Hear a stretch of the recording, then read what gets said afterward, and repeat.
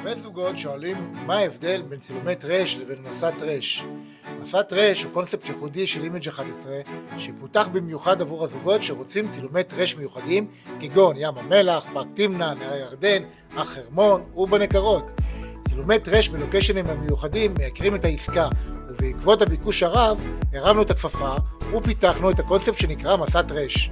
אנו קובעים תאריכים עוקבים שבהם נהיה באזור מסוים, וכך תהיה לכם אפשרות לבחור את אחד מהתאריכים הרלוונטיים ולקבל צילומים בלוקיישן קסום ומרוחק בעלות מבצע במחיר משתלם במיוחד. פעם בשנה אנחנו יוצאים לסיבוב לוקיישנים חדש לחיפוש פינות קסם מושלמים כדי לרענן את סשן הצילומים ולהפוך את מסע הטרש שלכם למרגש ומלא בהפתעות חדשות. בנוסף, אתם מקבלים עוד הטבות מיוחדות למזמינים צילומים בתאריכים המדוברים.